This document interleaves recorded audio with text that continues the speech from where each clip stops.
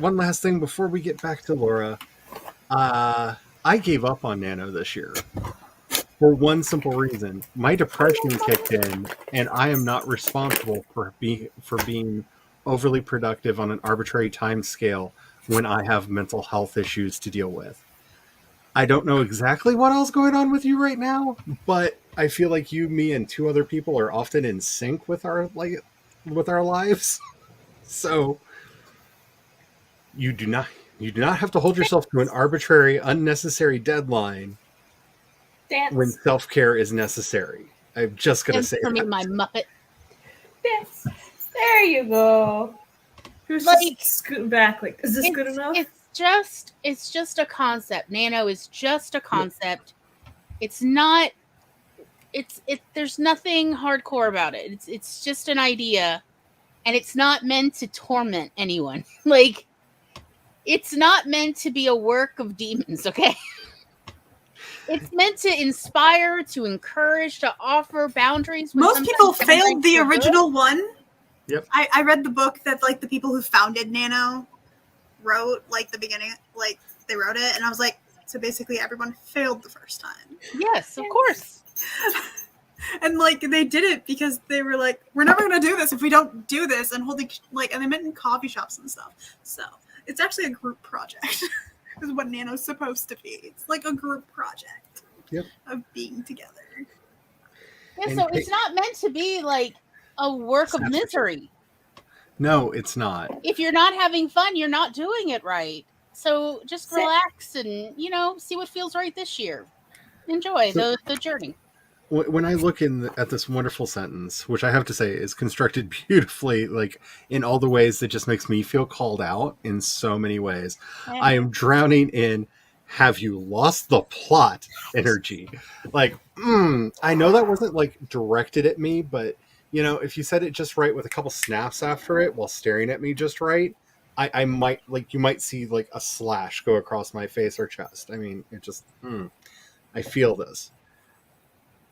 Depending on the type of story that you're doing, and I'm not sure which of your many, many projects that you're working on, this is where opportunities could lie. Because when I was writing The Chain, about halfway through writing it, I had that really strong sense of I've completely lost the plot. And that caused me to question, like, am I even doing the right plot? Which caused me to realize I was not. I picked something that should have been a subplot for the main plot. Mm-hmm. So that storyline actually continues and is finished out in the finished book. But I actually kind of went back and realized one of the other things that I was treating as a subplot was actually the main plot of that book. And that's where I had gotten lost. So I'm not saying that that's what's going on with you here, but there may be an opportunity in this. Because my last year's Nano project, I was like, why is this all falling apart? I outlined the whole thing. And that is how I realized this plot sucks and I don't want to write it. And I need to change it from a love triangle to a polycule. And then it was super fun to write, and I didn't keep dropping the plot. I didn't lose it. Can we get, have you lost the plot? Like this whole comment. Spence, can we get this on a shirt? And then can we also get what Glory said also on a shirt? Somebody. I dropped the plot. I dropped the plot, but like have it be like a pie or something. Or no, the chili from like the Office scene where it's like all over the floor, but it says plot. I dropped the plot. As a friend of mine used to leave as a random voicemail every time they heard me complaining about a book that I was working on, they would just call me up. And I don't know, they would always know like when I was busy. And so it would always be a voicemail just sitting there for me. When I'd go back to my phone and I'd pick it up and I'd click the voicemail and I would just hear her wonderful dulcet tones going, I fought the plot and the plot won. I fought the plot and the plot won. And like she kind of did a whole thing. I shot the plot. And it was just But like, I did not shoot my subplot. so, sometimes you just have to give in. It's one for your mini cheesy vampire romances. See, where I also had a problem with this, and it was mainly because the mood that the story required, and again, going back to my wonderful, wonderful, sparkling mental health, I am not in the headspace to write something like that right now. Like, I am incapable of having those emotions personally, and thus incapable of explaining them to others or making other people have them in a story. Yeah. Ask yourself that, because honestly, this could be a moment of self-discovery for you, because it is such a cliche to talk about writers and our mental health issues, but if shoe fits, The shoe you're does going fit. to the ball. But you know we do have them, and sometimes what we are referring to as writer's block, what we're referring to as a myriad of issues that we come up with, techniques and plans to work through that never seem to actually work us through those things, are actually problems with us. Like, I think it was it Anton Chekhov who said to work on your fiction, work on your life. Mm. Um, I don't want and I yeah, have the personal opinion that nearly all writing any of us ever do is therapy. Even emails you send people, if you go back and look, that's therapy. You were going through stuff, and it comes through in the written word.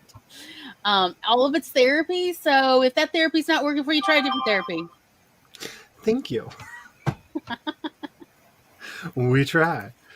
We do But try. yeah, I would uh, my It's therapy go-to we offer for the entertainment of others. Think about it, like that's a wild ride right there, but it is therapy. when I'm having problems with the story, I have learned enough from my own writing process to actually interrogate the story second and do some internal work first and make sure I don't need to do something to fix myself. Because very often I have let myself get dehydrated because I'm terrible about that, which is why we always do the don't forget to hydrate. Because what is to. Internet parent drinking? reminder. Yeah, Stretch, get up, walk around, hydrate yourself. You're important and you're all amazing. things people like me need to hear. Um, So on the writer's block, I've mentioned this before. But Allie Carter in her book Dear Allie, because everybody was like, Allie, how do you write a book? She actually brings up like the three types of writer's block. And normally two of them are not the problem with the book. Yep. One of them is you either one just need to sit your ass down. One of them is literally just sit your ass in the damn chair. And write one word. Mood. There you go. And then one of them is honestly maybe you are like have overextended yourself. You need a break. You need to take care of yourself, like your mental health, your physical health. Eat something, hydrate. The one that is actually the book is like maybe you're looking at the wrong part of the book and you've lost track of where you started. Yeah. So I really do like to bring up, because I actually really enjoyed that book, Dear Allie, because other writers also contributed stuff to it, which was really awesome. That it wasn't just her giving writing advice; she was also getting like advice from many, many authors, editors, and agents. Also inputted stuff into that book. She also has a thing in there where part of her writing process is crying. She's Yes, like, very once you get helpful. to this point, this is when I cry for like 2 days, and then I buck up and go back to my editing.